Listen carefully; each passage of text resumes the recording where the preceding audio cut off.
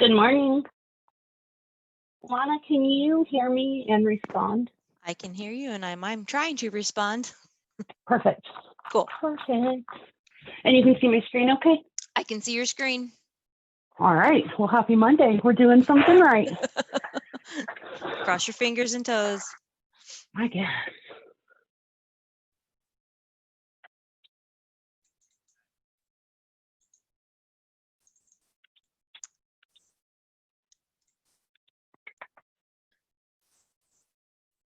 I just sent that to Evansville.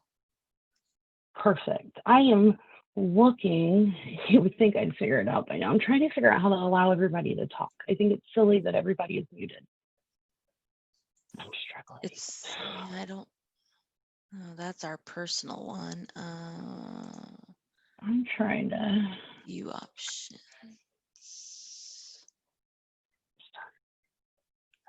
Yeah, that's weird. I know there's a way to do it. Yeah. Because I've been on lots of calls where they've done it. Mm-hmm. Right. I don't like it when people aren't able to talk. So.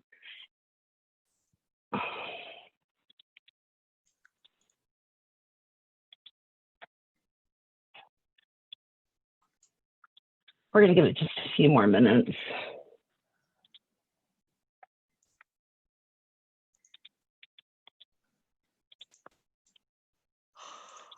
Lana, I promoted you to panelist, so you should be able to help run the chat if anybody needs anything. Got it. How do I see that? I know it's there. It is.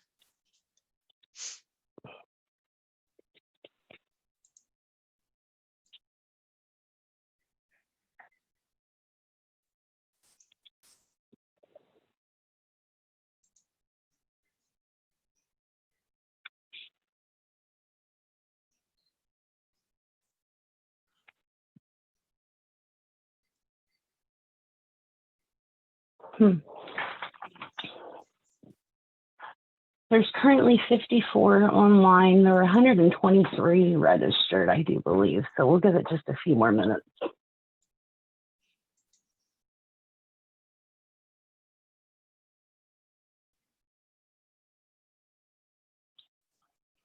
And of course, so I can figure it out, if anybody has any questions or would like to state anything, I do believe you can raise your hand, and Lana and I should both be able to see that and grant you permission to talk or what have you.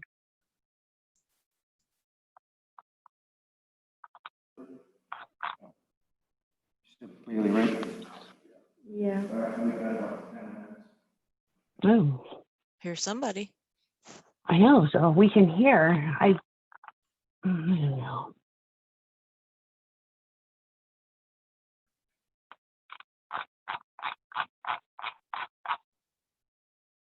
I think I had to unmute myself with my settings. Adam or Veronica or somebody that's online, can you try to unmute yourself and talk?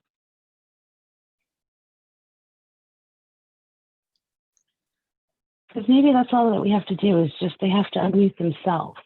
It's that little mute thing down in the lower left-hand corner, if anybody else sees it. There's a microphone. You don't know that? Okay. If you're in full screen mode, down in the left-hand corner, there should be a little microphone and a little video box. And when I first logged in, there was a red line across both of them, and I unclicked the mute one. But it sounds like maybe, yeah, it's looking like everybody's saying they aren't seeing that option. You know, I am so sorry, guys. I will play around again. I tried when I was scheduling it, and I didn't see any options there, and maybe I'm just not savvy enough to understand what we're doing. So that's okay. I mean, we have the chat box, and like I said, if you raise your hand, Natasha, you raise your hand and see if we can allow you to talk. Because I think that's what we're just going to have to do is if you want to talk, we'll see how the hands raised, Lana. Yeah, Now, Kristen said she can see an option to unmute. Okay, and I've allowed Dan Fry should be able to talk if he unmutes himself.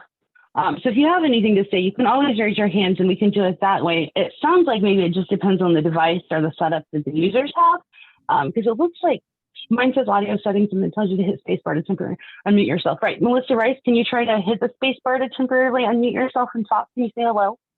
Jessica, Yeah, can you hear me? This is I was given Yeah. I was given the option when I clicked when I raised my hand.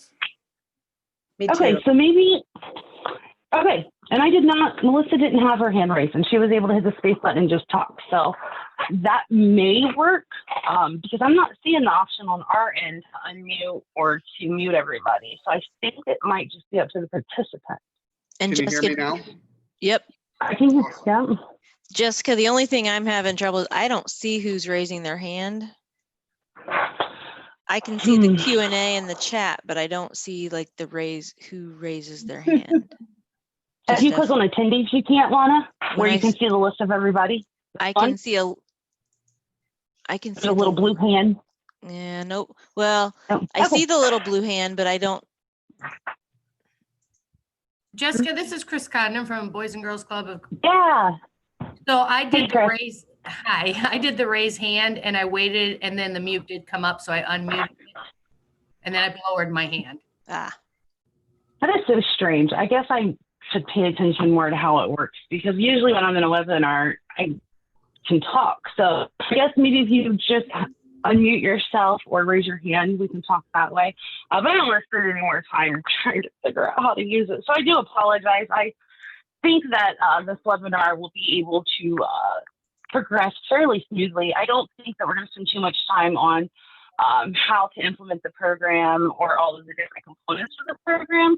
That is something we can go to a later time or one-on-one because we really haven't changed too much this program yet, but there are some things that we felt were important to discuss and go over with you guys. So since we aren't able to talk, I think it's a good idea for us to start with just a couple fun exercises and also as another reminder of different ways that you can integrate technology into the virtual world. I know a lot of us are doing virtual programming still. So if you guys, I will copy.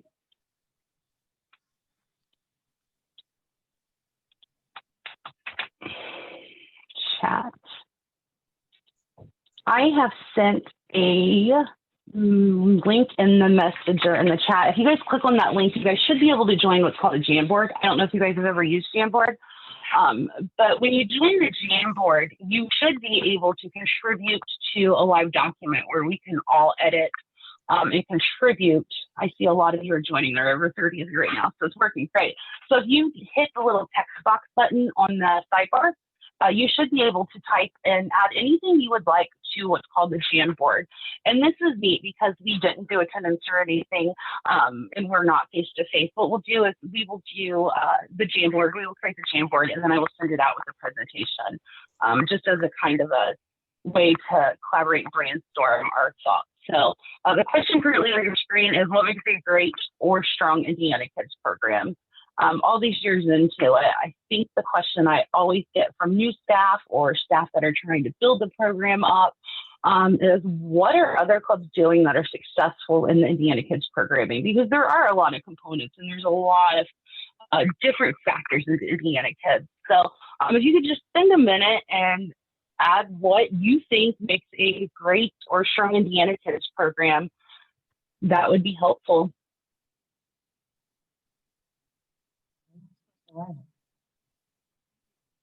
And then there's a way you can add anecdotes to, like if you think that youth voice is very important, there's a way you can add like a heart to that or emphasize that you agree with that option as well.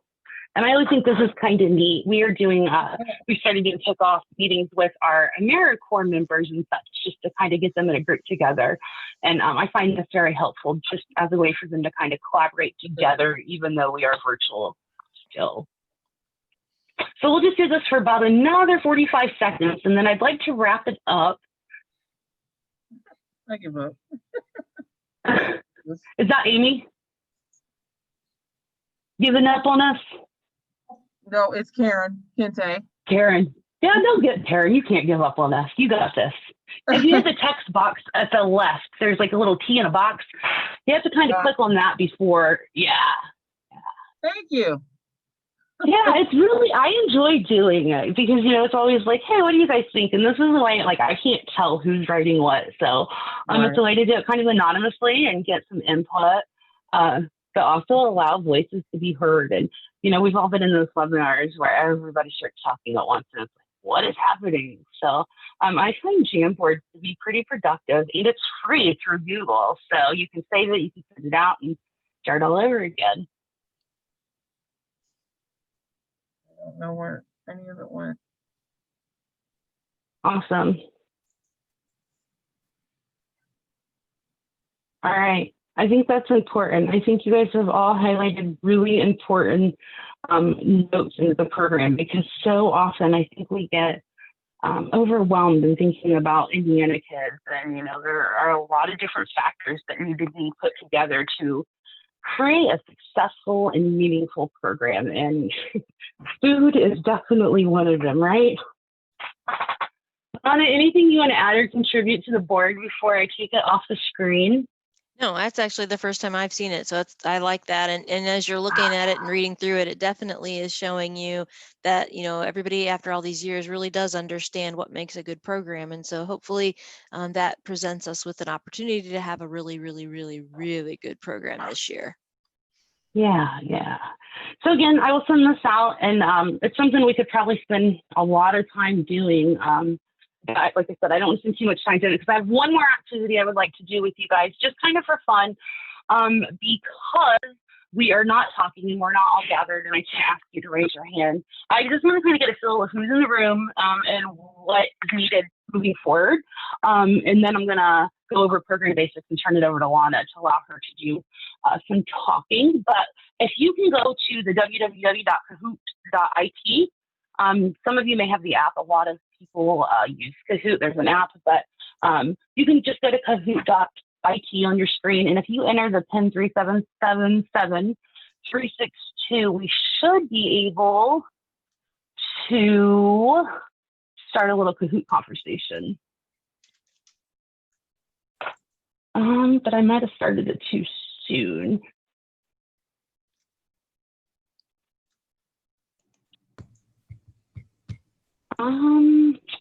Anand, do you have a Kahoot that you've got? I think it's working. Yeah, just let me in. So if you use your phone box, I've had a timer on it, so it's getting ready to run out actually, but I'm just curious, have you read an Indiana Kids program before? That way I can use Raise Box and kind of see who's in the room, like I said. So only 3 of us answered that. Like I said, I think it was a little short on timing, so I will remember that moving forward. Because it's not something I've ever used before, but I've seen others use it, so I thought it'd be really neat to join. People are asking for the PIN again. It should be at the bottom of, yeah. 3777362. It's people have typed it in.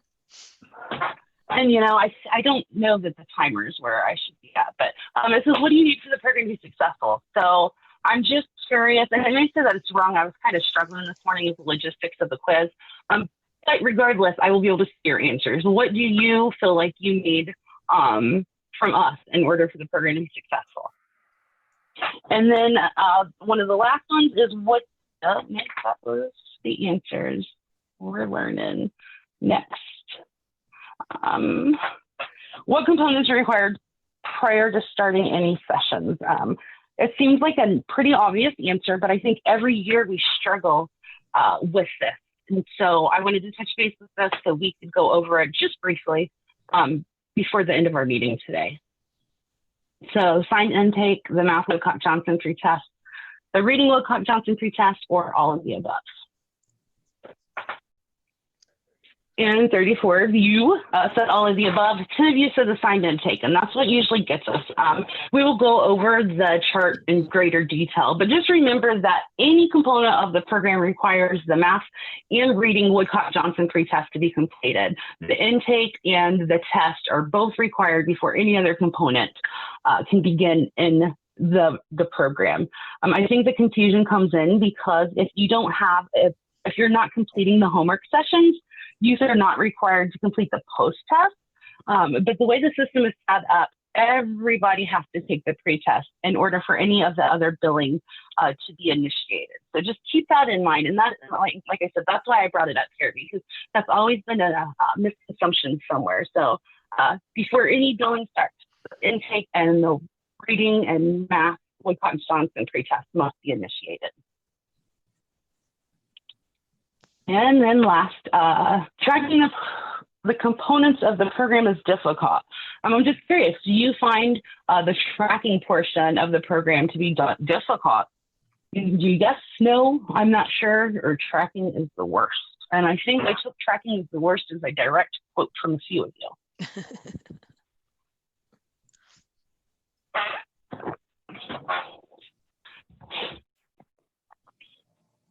So that's actually enlightening to see that 24 of you said that it's not difficult, because, you know, I've personally ran the Indiana Kids program before, and I know that there's a lot to track. So I think it's important to realize that if you have program policies and procedures in place, the Indiana Kids program tracking is not as overwhelming as it may seem when you first start learning about the program.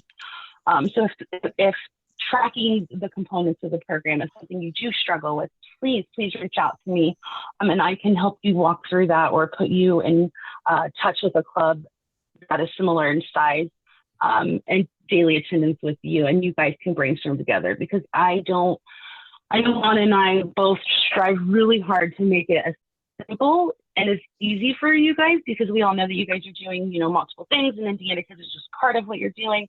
But tracking is probably the most important part of the program, outside of, you know, giving the youth those educational opportunities. But tracking is so vital, and it's something I think that a lot of us struggle with.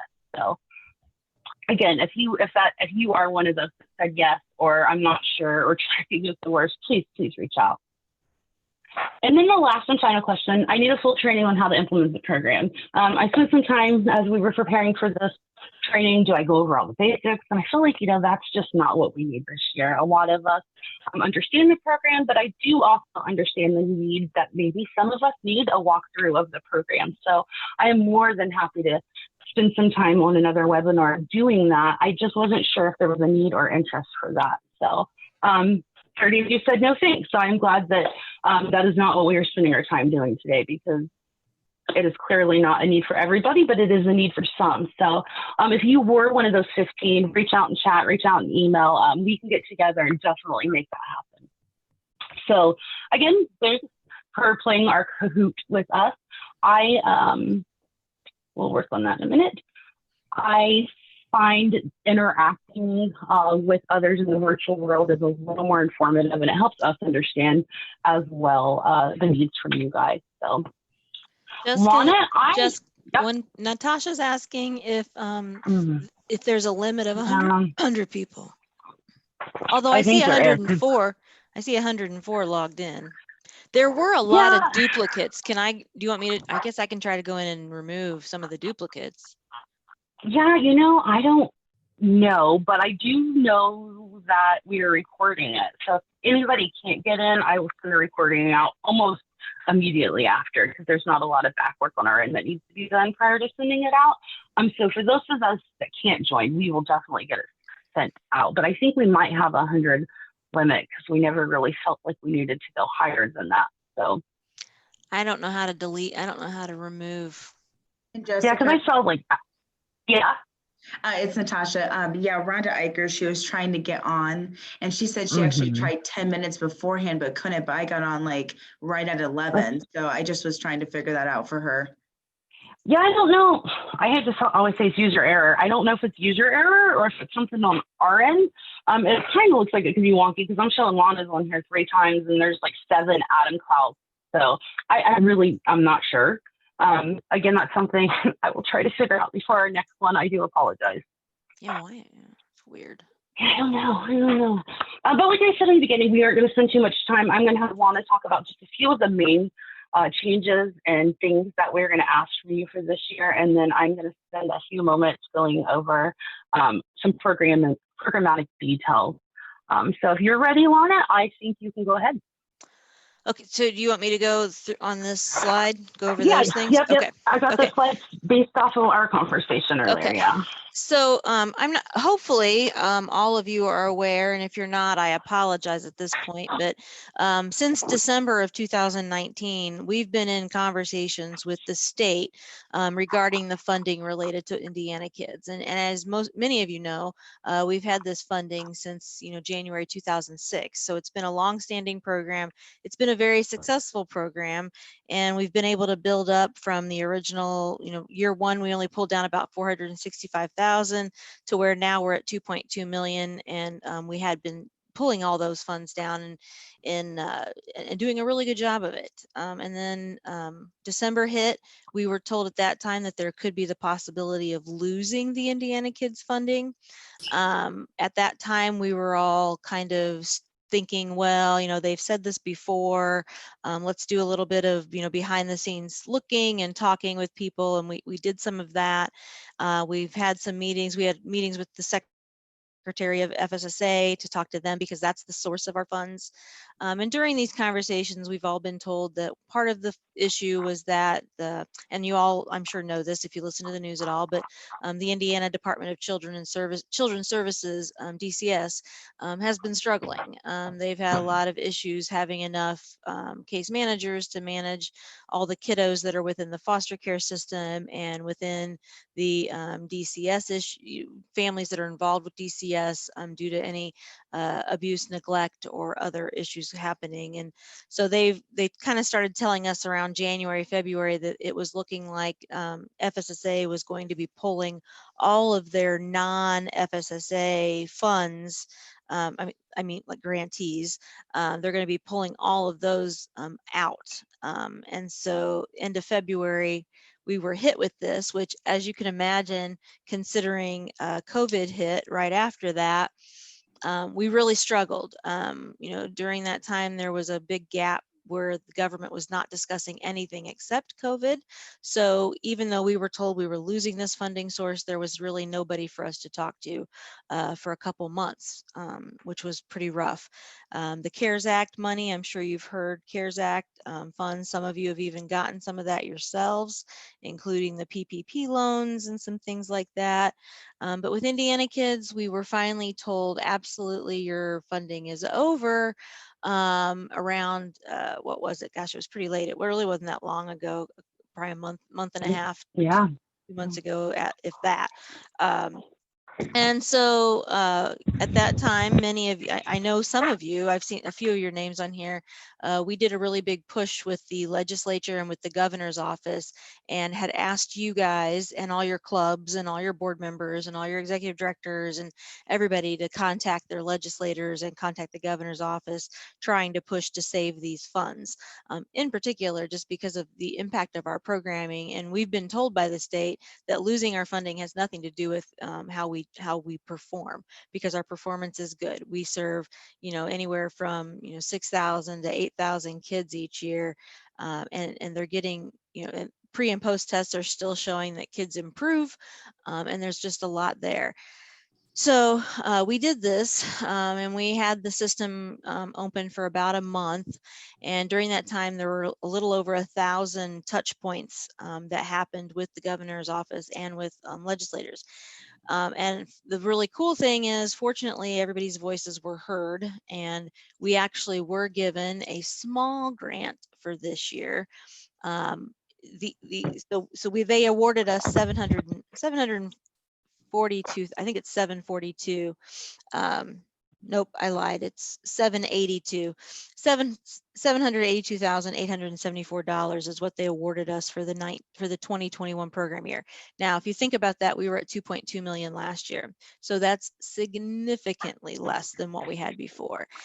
However, one good thing is the fact that because of COVID, we were able to ask the state if we could keep our funds that we were awarded this for 1920, because we knew clubs wouldn't be able to pull it all down because of being closed for COVID. And luckily, the state agreed to that. So based on that, we are going to have we've got, it looks like we've got about $475,000 that did not get spent for the 1920 program year. So we're going to have somewhere around, $1,253,000. I think it's actually 58,000 that we'll have available. So a little over $1 million, which gets us a little closer to what we used to have for so many years when we had $1 million. So, but unfortunately, because of this, and because we've had so many new clubs want to participate with this program, we had to make some changes to what was going to be allowed and not allowed this year. And on your screen, you're going to see the things that are not going to happen. We're not going to be able to pay the $5 per intake.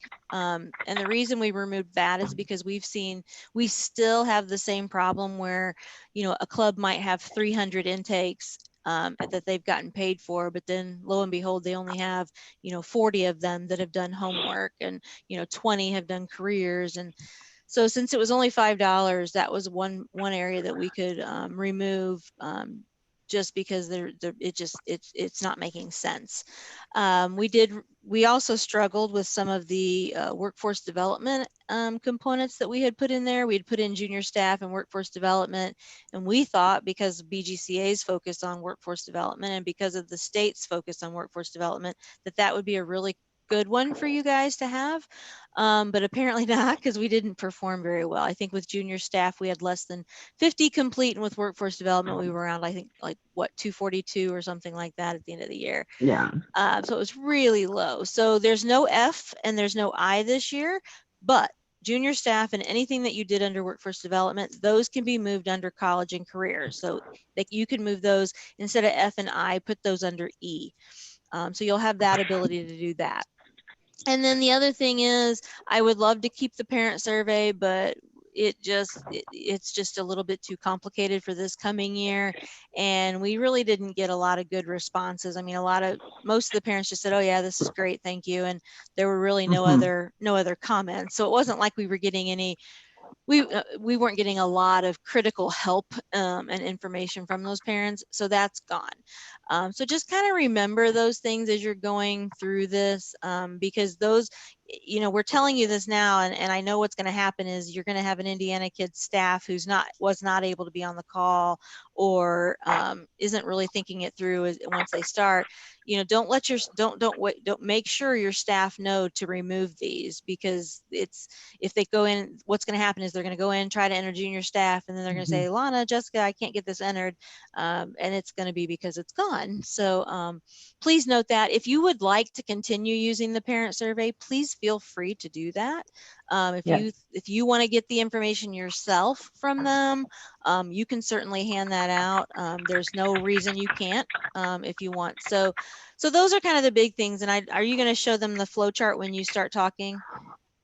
Yeah, so before I didn't print off the slides. I can't remember exactly what's next, but I know Neil reached out separately just to the panelists. So I want to clarify that bottom point where it says that college and career readiness now requires the attitude towards school and the attitude towards employment pre and post survey. The reason for that is, like Lana mentioned, you know, we're going to continue to advocate, we're going to continue to push for additional funding, and with workforce development, job, and, you know, college and career readiness being so priority, we want to continue to collect that data because it's really good data. We collect it for our 21st century participants and that program, and we want to continue to collect it for Indiana Kids because we've seen some really good gains through these surveys. So now we are requiring that the attitude towards school survey be implemented for any youth that completes the college and career component. So my suggestion would be just a lot like that volunteer survey you guys do. If you plan on doing career, just start implementing those surveys with the pretest, make a packet of pretest. And we will ask for the attitudes towards employment survey for any of those kiddos that participate in college and careers that are in 9th through 12th grade. If you've seen that survey, it's kind of difficult and doesn't make sense to have the younger kiddos implement or to take that survey. But the older ones, the 9th through 12th graders, are going to be required to take that attitudes towards employment survey. But no way does that mean that college and career is now only for the 9th through the 12th grade. If you complete the surveys via paper, we're asking, you know, like always, to submit it to the Alliance so we can track that information. Just a few items to note is, I know I've heard from a couple of you asking about the updated SMART programming on bgca.net. You can certainly use that. I would suggest and encourage you to take a look at that updated programming that is available, and that will absolutely count towards the SMART components of Indiana Kids. we wanted to make sure that you guys were aware that you can renew youth. We encourage you to renew youth in the billing system. So now that it is a new year, every youth has to be re-entered into the billing system. But it can be as simple as typing the kiddo's name in the search bar and then clicking that little archive box button, and then it will pull up the kiddo from previous year and you can just update the information. It's easier than having to re-enter the entire intake, but it's also the preferred method. That way it doesn't look like we're serving 10,000 kids, but 5 of them are Jessica McKinley because she's been in the program for the past 5 years. So to help us get that unduplicated count, just remember that when you are renewing youth for the new year, just enter their name into the search bar, but make sure you click that archive button and it will pull them up from previous years. Lana, I'm kind of glad that we're on mute because I'm afraid a lot of people might laugh at us when I read the next line. But we are working on online testing, and we are really, for real, like not lying, we are working on it. And I know we've said that so many times before, but it's been a push of ours with IT this year. And I do believe that we're hoping it will be live this week, right, Lana? Technically, I have a call this afternoon with our technology guy, and he said that the tests were supposed to be up and ready, hopefully by today. He had been working on it over the weekend, but he wanted to have a call with me to figure out, because I don't know how to use it now since it's been so many years since we've had it online and available. But yeah, they're supposed to be, and that also includes the volunteer one, the attitudes towards school, and the attitudes towards employment. All of those should also become available online. And our hope is that it will be easier for everybody because, you know, how many times do you hear from Jessica saying, hey, that scan didn't come in two-sided and I'm missing every other page, or your 300-page scan, you know, is a little wonky, can you try again? So we hope that you guys will find the online testing to be easy.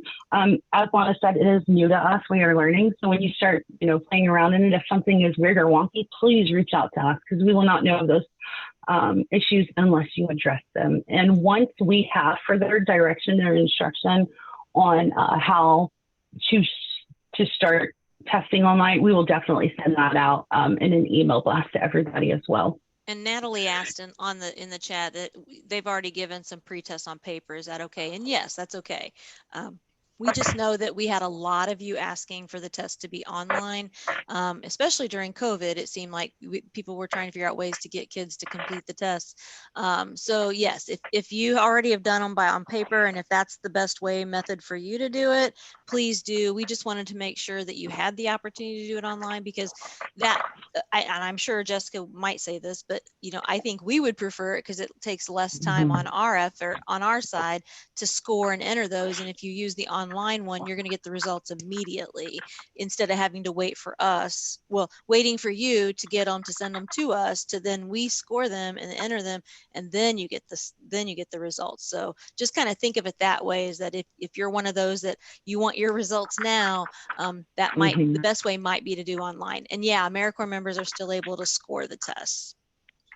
Yes, just make sure those are sent to us with the date of the pre-test as well. That seems to be often forgotten. Yeah. I mean, like Lana said, just make sure you're sending scores to us, you know, in a fairly quick turnaround. It's really painful and hard to gauge, you know, how the program is going when we still don't have pre-tests that were taken from October, and it's now, you know, June, July, August. So we request, and I mean, it's actually in the manual as a requirement that you submit things to us within, you know, 30 days. So if you were doing pre-tests in October, please do not wait until January or February to send those pre-tests or the homework or what have you. So just, you know, always try to stay on top of your billing and don't wait until the end of the year to go through and figure out what's missing, which brings us to the next point, that you really should be checking that matrix periodically.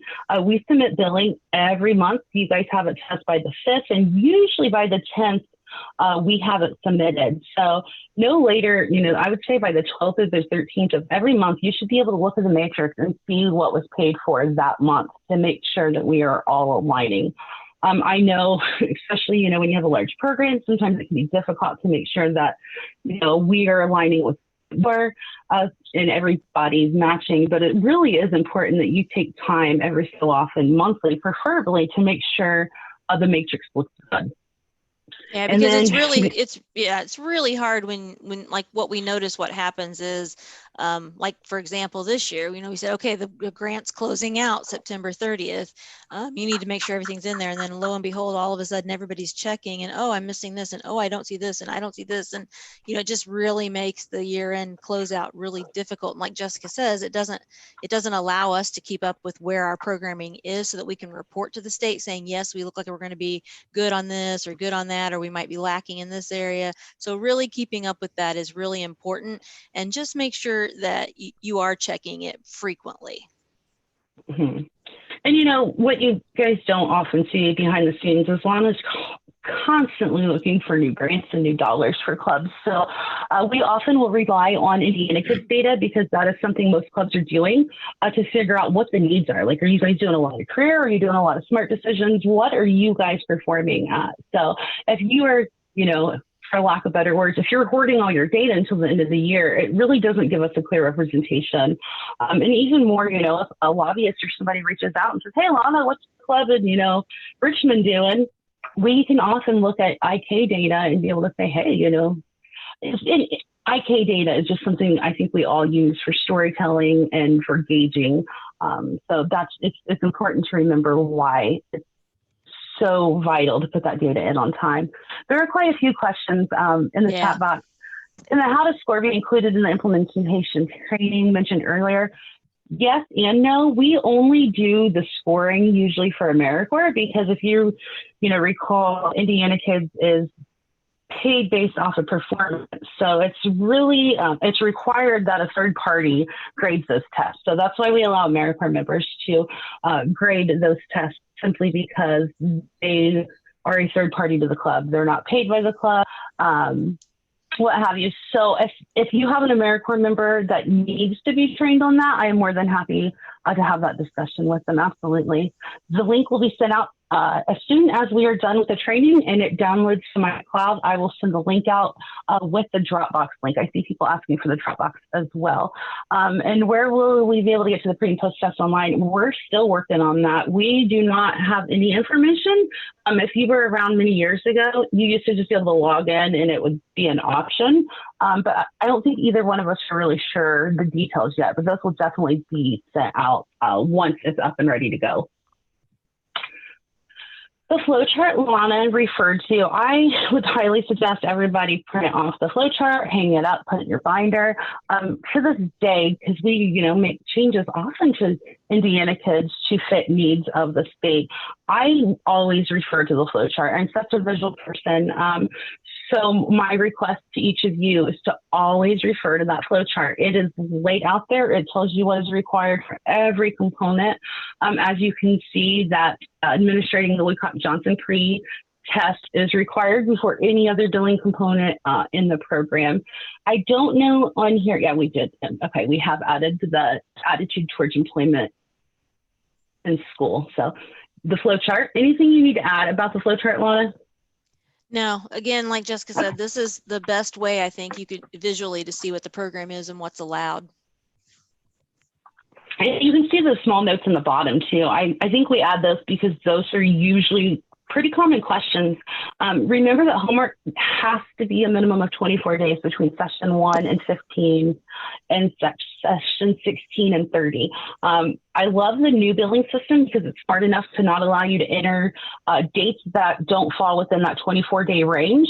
But it often will mean that you guys are emailing me saying, hey, Jessica, I can't enter the dates. Why? And it's always because that 24-day time frame. So if you are not able to enter a date in the system, go back to the logic model, go back to the flowchart, and you will probably be able to understand why. But the system, like I said, I love that it's smart, if you will, this year, and it does not allow you to enter that billing unless you meet that 24-day requirement.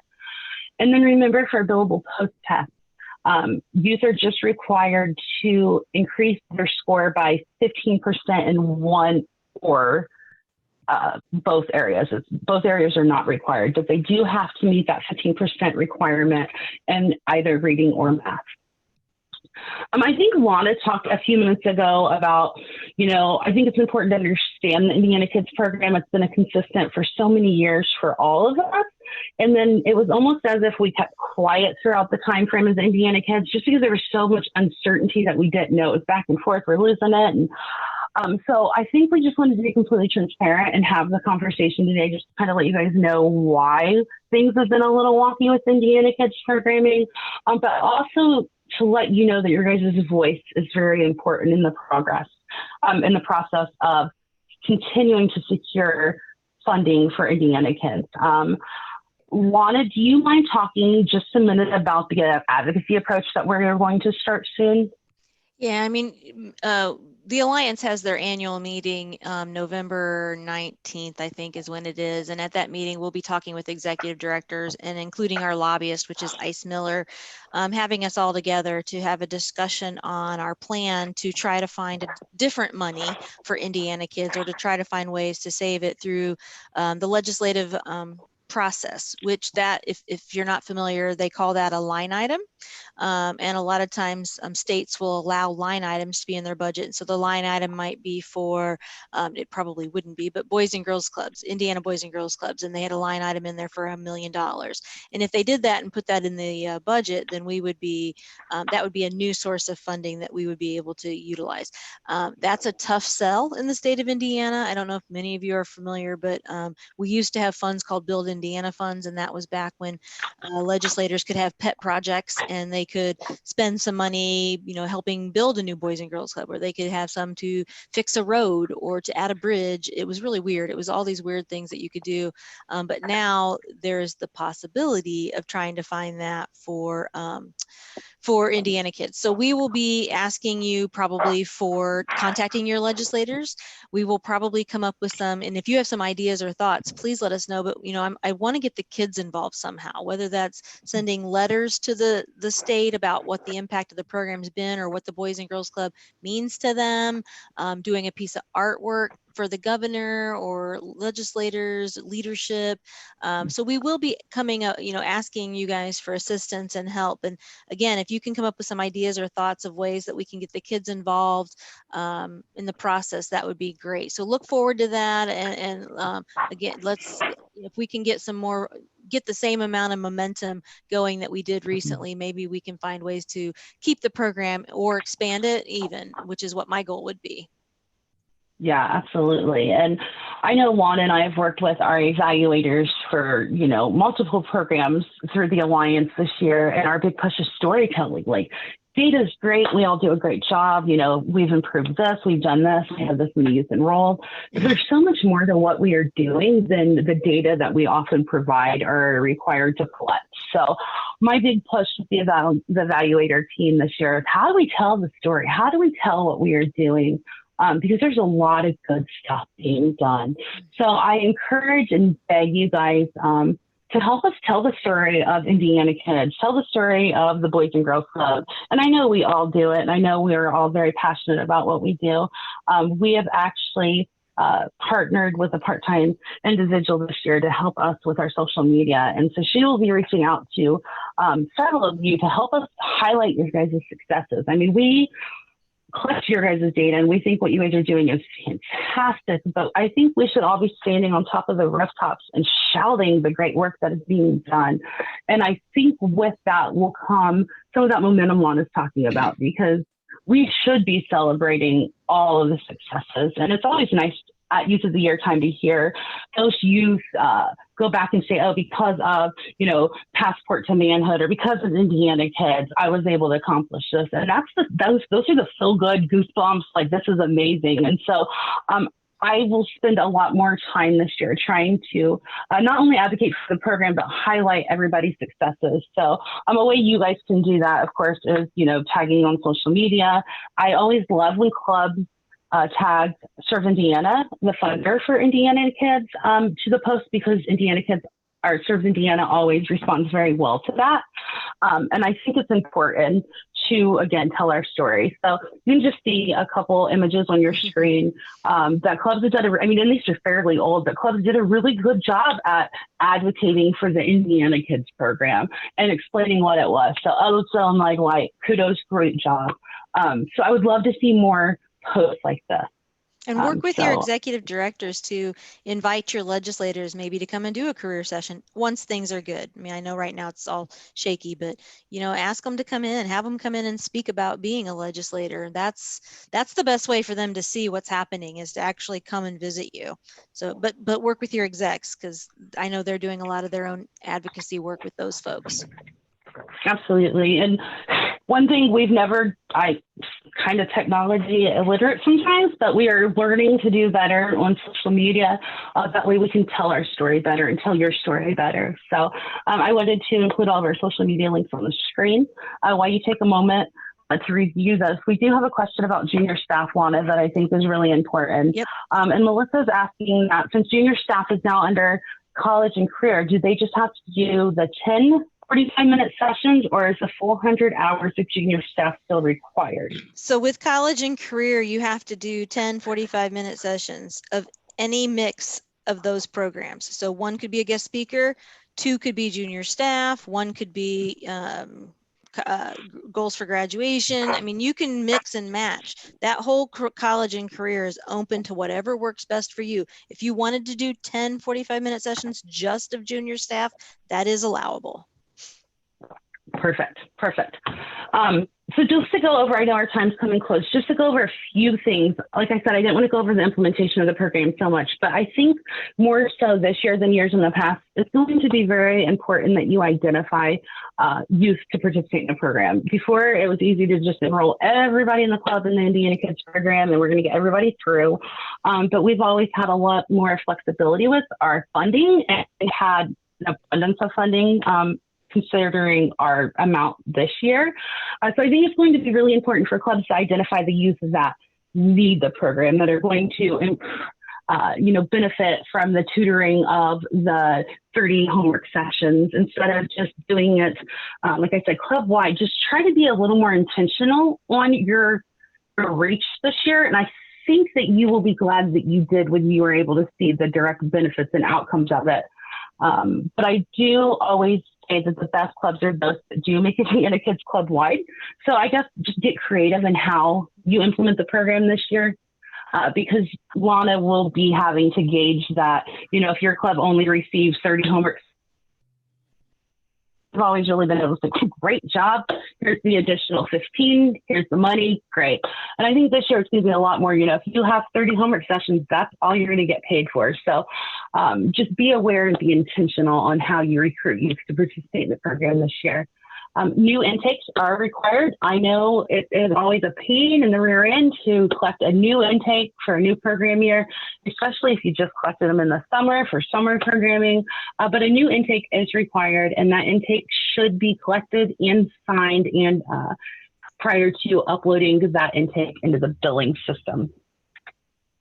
Volunteer service, just quickly, that is one common error that I think in all of our reviews this year, this is the one we struggled with the most. And Lana and I discussed, removing the volunteer service component because of this. So I want to spend just a minute on the importance of the volunteer service. Volunteer youth are required to complete 20 volunteer hours within 5 weeks. What is important to make note of is the purpose of offering youth the volunteer component of the program is to teach youth about the variety of different ways that they can volunteer and give back in their club and in their community. What we don't want to see for volunteer is that the kids spent 10 hours sweeping the snack shack and then 10 hours making thank you cards. Like, that's great. That's 20 hours of volunteer. I agree with you, but I don't think that is teaching youth about the importance of volunteering and giving them a variety of options and showing them different ways to volunteer. So when you're implementing volunteer sessions, make sure that you are intentionally teaching youth about why volunteering is important and about different ways they can volunteer. So I believe this came from our Michigan City Club many moons ago, but it's always such a great example because as you can see, nothing's really repetitive in those 20 sessions, and that youth was really able to explore volunteering. So again, just please, when you are implementing volunteer sessions at your club, don't have it where you are having the youth sweep the floor for 20 hours or for 10 hours. Make sure that you're gaining experience and value that will carry on with them. And then common errors. Yeah. Go. Wait, Natalie asked about outside the club, as long as it benefits others. That is correct. If you looked at that sample, most of that was all done in the club, but it was for other groups and outside groups. So yes. And I've always said get creative. Yeah, get creative. And we know that not everybody has the opportunity to do, you know, field trips to nursing homes or things like that. And that is not at all what we are asking. Again, we are just wanting to make sure that youth understand and learn through the process. And it's not just a way to get those hours in. So a lot of you aren't taking field trips right now. And that brings us to a point and a slide in about 1 or 2 minutes. So bear with me. Can you clarify that more if cards are written for vets, that's inside or outside? That is outside. So when I say inside or outside, oh goodness, inside would be like, you know, helping at the concession stand or, you know, helping tutor kids or reading a book to younger youth, or there are many, many things. And outside would be like picking up trash or, you know, writing Christmas cards to those in the nursing home. So inside, outside, meeting, how can you volunteer within your club? And then outside meeting, how can you volunteer within your community? So maybe instead of inside, outside, let's look at it as club and community. So I hope that helps. And again, that's something we can go great detail in when we do the full training. Like I said, I think we've touched base on most of this. Make sure there's those 24 days. And then a lot of times with the post-test, the Woodcock Math and Reading post-test, after a youth completes their 30 homework sessions, they will submit the volunteer post-survey with us just because they submitted them with the pre-survey. So in staff's mind, it's like, oh, we have to submit this volunteer post-survey as well now that we've completed the Woodcock-Johnson Math and Reading post-test. And that is incorrect. And that caused a lot of confusion this year because we would get those and enter those volunteer post-surveys into the system. And then we would hear from you guys and say, hey, that youth never completed volunteer, but we got paid for it. Well, it's because you submitted that volunteer post-test. So just remember that that post-test for volunteer is only required if they complete the volunteer session. Resources. I've heard from several of you recently about the virtual job shadow and the great benefits of it. And I am so glad to hear that you guys are enjoying the program. I think it is fantastic and couldn't have come in a better time in the virtual world that we are now living in. But for those of you that are not familiar, Virtual Job Shadow is this amazing resource that the Alliance has purchased for each of our clubs. And it allows staff to go in and create usernames for all of the youth, and youth can explore so many different careers that I've never even heard of that are just fascinating to me. And it goes over, you know, what it takes to do it and what college is required or schooling is required.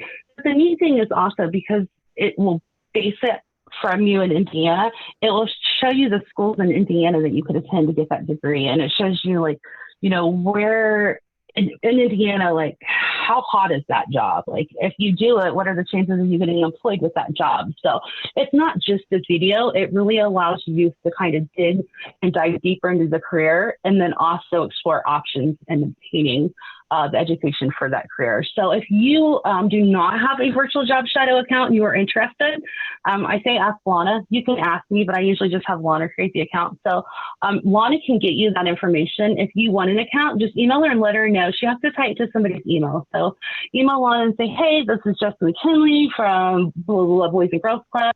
I would like an account. There's an elementary account and then like a high school account, you know, so specify what account or both that you're interested in, and then what email address we should tie those accounts to. I mean, it's really that simple. And there will be a folder in Dropbox that has some basics like the flyer and some information, and like you can go to you can click a link to go to a pre-recorded webinar that just kind of talks about what the programs are and what it offers. So that you'll have all that in the Dropbox folder.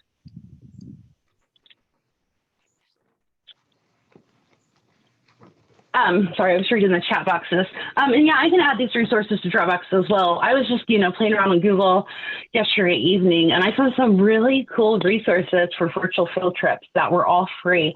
And I don't know if anybody from Foundation for Youth is on the call, but if so, I know Alyssa from Foundation for Youth has been using virtual field trips a lot. So if she has different resources that are not listed here, if she could share those with me, I'd be more than happy to share them out with others. But the virtual field trips are really cool and a great way for you to gain that those college and career visits or even educational sessions, because the virtual field trips that I was finding were all educational and had follow-up activities with them, which I thought was really, really neat.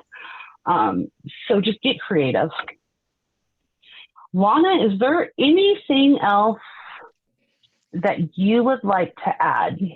Just like this first thing that says make sure things are legible and complete, can you also please make sure that when the kids fill out things that they actually put your club name? I even got some like last week and it said Kids Stop. I don't know what that means, because there's several clubs that have Kids Stop sites.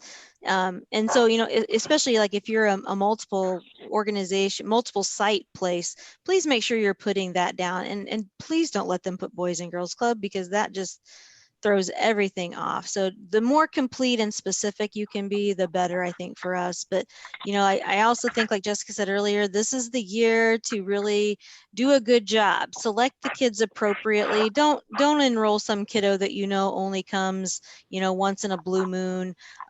Don't enroll kids that are going to be in basketball for 2 months, if that's even happening right now. But really think through it and make sure you're enrolling kids, because like she said, if I award your club 50 slots, you're going to get paid up to 50, and that's it. You won't be paid for 51, 52, 53, unless we have money at the end and we can do that. But your club will have to be, and this is the bad way to say it, but cut off if you submit too much. So last year we had one club that submitted 400, 500 assessments. That was terrible, because you knew you weren't going to get even close to 400 to 500 kids doing the program. So just really think through it and make it be a little bit more engaging this year, and be a little bit more intentional in what you're doing. Thank you, Lana. And there are quite a few good questions, so I'm going to read them out loud. What are the grade levels for Virtual Job Shadow versus Virtual Job Shadow Junior? So when they email you letting them know they want an account, what is the difference there? Junior is elementary school age, and regular is middle and high school. Awesome. And then it says our school system is doing hybrid. We are open for members on their e-learning days where we help with their e-learning homework. Can we count this time for Indiana kids, even though it is not after school? Nope. No, what the state has said is that would be double billing. What you can do is, if school technically ends at 2:30 virtually, then starting at 2:30, any of those services at that time then can count. But yeah, we went back and forth with this a little bit, but yeah, e-learning and all that, that's technically considered the school day. Even though you're helping, the state considered that double billing. And then Lana, is the new online system ready for use as of today? Can they start entering intakes, or do we still want everybody to stay out of the system currently? It's probably going to open on Wednesday. I think I told everybody I have a call with my technology guy this afternoon. So I just want to get his final, yes, things are ready, things are entered, things are ready to go before I send it to you, because he sometimes has these last minute, oh, I forgot to do that. So him and I usually go through it and double check everything. So we're going to try to do that this afternoon. So please, if you could just hold on for a couple more days, I'll send out an email. So here's one problem though, just so you know, when the MOAs come back to me from executive directors, there's information in there that says who should I include on my contact list that goes out to things. So your executive directors are the ones that are telling me who to send emails to. And I know a lot of times that's really not many of you that are on the phone call. So if you want to make sure you're included on that list, one, make sure to tell your executive director to include us. include you. And then 2, if not, send me a separate email, not right now because I don't have all of the MOAs in from clubs yet, but we can get those people added later. But right now, just so you know, I'm not trying to ignore somebody that maybe has even been doing the program for 4 or 5 years. It's just that whoever that executive director puts on the list, that's who I usually start with. But yeah, try to make sure you're included on those so that you do get all the information. Yeah, and then it says for the checklist at the end of the billing year, will we need to have a copies of their test or just the printouts of their scores if they are taking the online test? Yeah, we always just require the print score report. I'm not exactly sure what it's going to look like this year, but if you have the paper test, obviously you'd want to keep that in the youth file. But if they do it online, there will be a way to just print off the score. And the reason we require those pre and post test scores to be placed in every youth file is because we want to make sure that the club sees, yep, this is what the kids scored on. Their reading was fantastic. Their math was pretty low. So maybe during tutoring sessions, we should focus on the reading portion and not so much math. So we do require those tests to be or the scores to be in each youth file. Again, that's just for a way to make sure that we are all aware of what happened during that pre-test. So, have the grades changed where we can run IK? Nope. Indiana Kids is still 1st through 12th grade. It's open for anybody except for those that are in kindergarten. And then, so right now we should only input the allotted 25 slots or more. So Lana, you do billing. Let's make sure this is correct. If they are allotted 25 slots, do you want them to stop at 25 or continue? No, you can continue to enter because we know, like, you might need 30 slots to get to 25 homeworks because, you know, some kids aren't going to finish. The issue is going to be, though, that I'm going to have to cut your organization off. Like, if you have, once you get to 25 homeworks, I can't pay you 26, 27, 28 until the end if we have more money available. So it's enroll what you need to, but just don't go crazy, is kind of like I said earlier. But yeah, put in what you need and put in what you have, because I know you have to over enroll because not every kiddo is going to be able to complete everything. So. And Alicia, you're asking how you know how many slots you will be allotted. Your executive director, Jason, should have completed that on the MOA. That was fine. He should have requested a certain amount of slots. Is that correct, Lana? Yeah, but right now, technically the execs have 1 more week to get those back to me. And I'll tell you right now, I'm only at about 50% of the clubs that have sent in their MOA. So what usually happens is once that final, I give them 30 days. Once that 30 days hits, I then email out everybody saying, hey, I don't have your MOA for Indiana Kids. Could you please get that back to me ASAP? And then at that point, that's when I will I come up with a suggested allotment for clubs, and then I present it to my board. And then that's how we come up with how many slots each club gets. But the first thing is to try to just make sure those execs get those signed MOAs submitted to me. Yes, and then Amy, we could try to make a list of all the volunteer activities and email them out to everybody, but I'm going to be honest, I know the volunteer activities based off of what you guys do. You guys know more than I know, to be honest. I can send out some of the examples that I have and some that I've seen, but I think the greater contribution would be me creating a Google document and placing that in Dropbox and allowing clubs and people like yourself to contribute to that, and you guys create that list and not me. So I will definitely make that happen, absolutely. And yes, Natalie, Lana will keep track of billing, so at the end of the year, those can be paid if there is any extra funding. Correct. We'll be able to pay that. But what I'll do is if you submitted 26, 27, 28, I'll put those in a pending file. And I just keep a running tab of the pending file. And then once the end of the year comes, if I have extra money, I go to that pending file and start submitting based on first come, first serve. All right, guys, I think that is all we have on our end. As just a little quick recap, please stay out of the billing system until we notify you that it is ready. By the end of the day, I will email out the presentation, any resources that I have, as well as the Jamboard to everyone that was in attendance or was registered for the webinar, because it's easy for me to just do a mail merge that way. So I will make sure that you guys get all of this information. And I will also send out some information on more of a programmatic training. So for those that feel like they have staff that could benefit from it, I am more than happy to do that as well. Again, if you guys have any questions at any time, please reach out to Lana or myself. We are definitely here. And our hope is to continue to develop the program and other programming that fits your guys' needs. So just continue to communicate this with us, communicate anything that seems a little off, or if you have questions, we are definitely here and love to hear that information and feedback. And once the online system actually is working, please, continue to let us know as you find problems or issues or concerns, because we always know we're going to find some errors and some problems in that, since, it's a third-party person that's doing this for us. So let us know if you find something wrong. Yeah, absolutely. And we appreciate each of you spending a lovely, I don't know about you, I'm here in Richmond and it looks kind of rainy and gross outside, but it's beautiful. The leaves are falling. It's a great day to sit here and drink a lot of coffee. So I appreciate you guys joining us on this lovely Monday. And I know myself, I will hang out for just a few more minutes afterwards. So if you have any questions, raise your hand. I'll allow you to talk and we can have a conversation. But if not, then you guys are free to go. And I look forward to a really good program year where we are able to tell our story and highlight all of our successes. Thank you, everyone.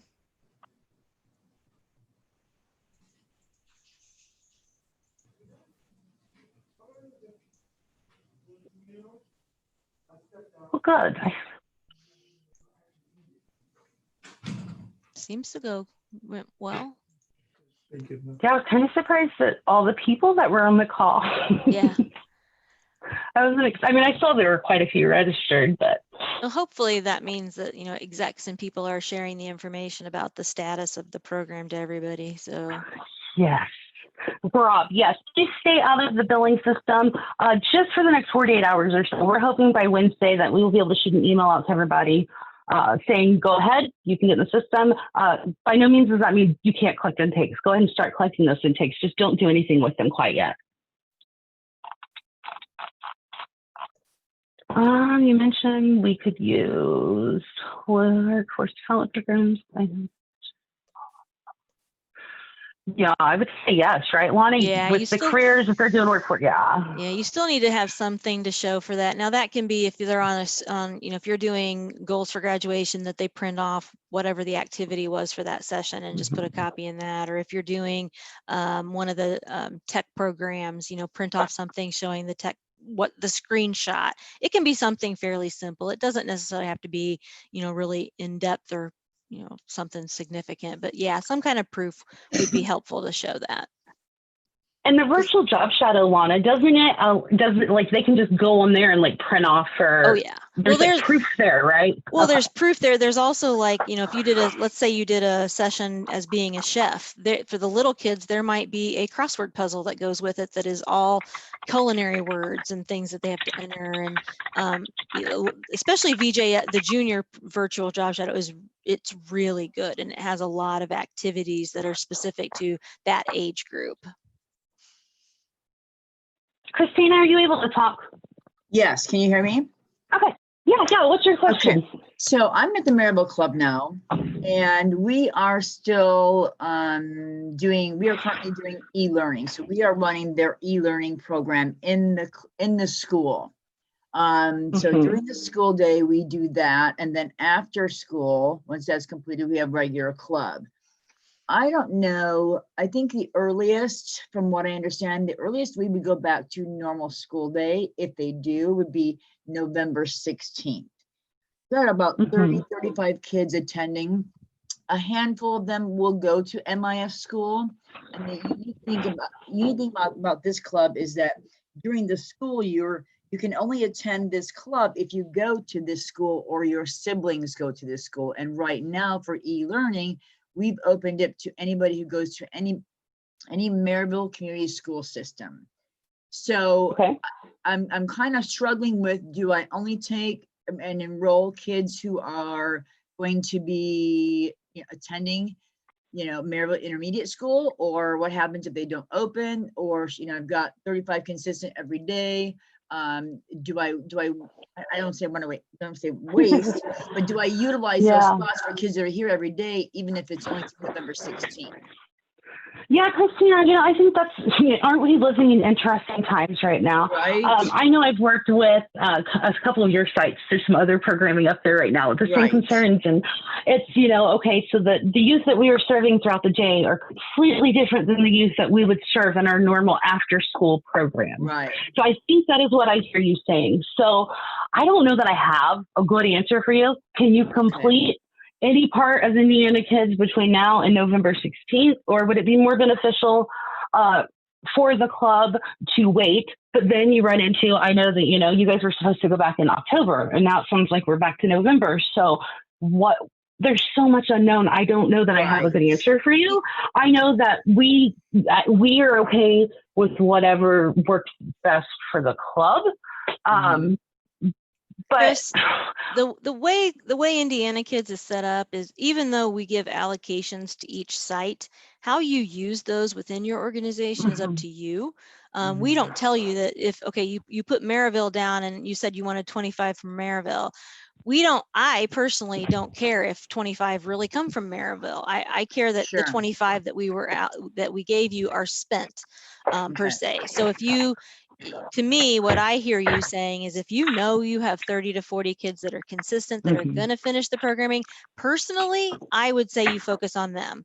Because they're here that's every the goal. day. But, and again, I don't know, there's some talk that even if they do return on the 16th, it might only be 50%. Right. Or that day can be pushed back. And did I miss an opportunity if I wait? Yep. Right. I would go with whoever is that you feel most comfortable will finish. Okay. All right, awesome. Just wanted to be, each one of our school districts is doing something different. Like you said, many of them have gone back already. So I'm like, just wanted to check on that. And I'll speak with Rose on it too and see what she thinks. But just to want to make sure I didn't miss an opportunity by waiting, to see what happens. So, all right, wonderful. Thank you. I appreciate that. Have a good one. Yes. You too. Thanks. Lana, did you see Heidi's question? Yeah, Heidi, right now, the minimum, I anticipate the minimum is going to be 25. Right now, with the 50% that I've seen, it seems like most are requesting right around the maximum they can. So yeah, probably, you can guarantee you probably have at least 25. But if you asked for extras, I won't have that for at least probably another week and a half, 2 weeks.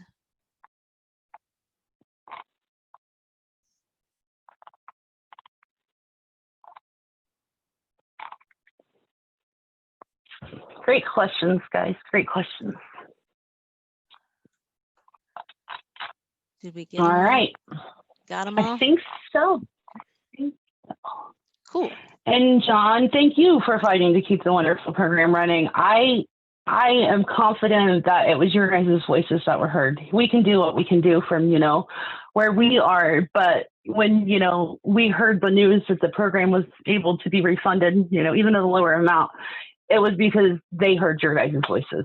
They heard you guys. So just continue keeping on. All right. I think I'm going to go ahead and end the call unless anybody else has any questions. So in an attempt to be funny, what did they say? Speak now or forever hold your peace. Sure. Meaning, you can email me anytime you need me to. Anytime you need to. All right. Sounds Anything good. else, Donna, before I? All Nope. right. Enjoy your guys' day, and we will be in touch soon. See ya.